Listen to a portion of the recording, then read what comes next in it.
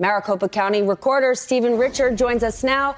So this audit is going to go on despite all of this. What do you think about that? That seems right. Well, good morning, Stephanie. Thank you for having me. Just like the segment you just did on coronavirus and the mask mandate, we just wish we could get back to normal.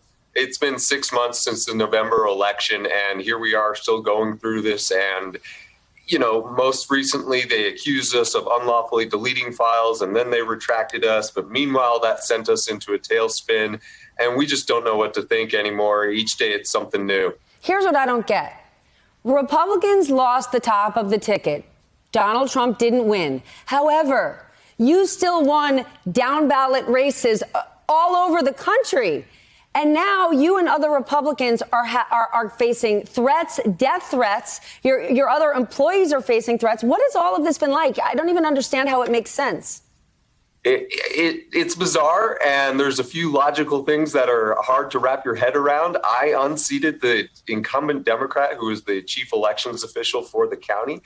You'd think that if he was going to rig an election, he probably would have started with his. And then I don't know what the end game is, because all of these politicians who are parroting these not factual statements are, this is the system on which their authority is predicated as well. So if they want to throw it out, they're, throwing out the system by which they were elected. This is your own party. I want to play part of yesterday's hearings with the auditors. Watch this.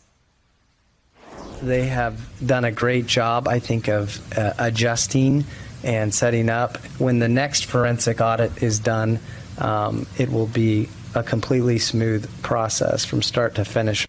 Okay, they are taking months to get this current audit done by the cyber ninjas. Spent, I want to say, $150,000 of taxpayer money. And now they're already talking about the next one. Plus, 2 QAnon followers are reportedly behind all of this. What kind of precedent does it set?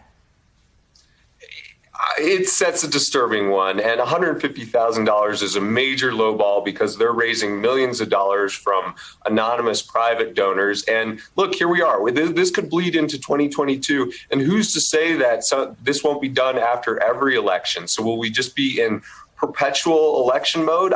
I don't think that's healthy. I think Americans are already have election fatigue, and this is just being dragged out without necessarily good reason.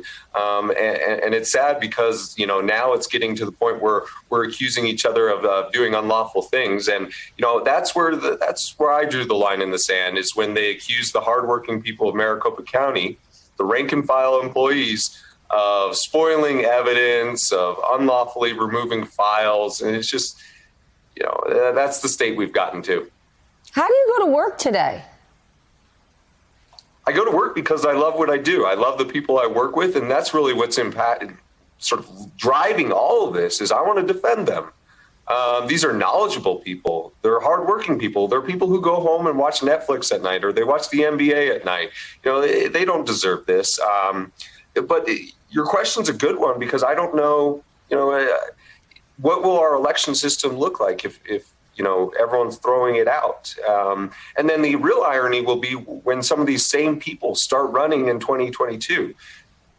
Why would you run if you thought it was completely fraudulent? Do you think fraud doesn't only exist in the presidential race? Is that what you're trying to allege? That seems sort of confusing. Or do you think the Dominion voting machines are going to rig it in your favor this time? I mean, it's just absurd. And to be clear, there is nothing to the Dominion allegations, but I still get those because this is a genie that you can't put back in the bottle fully.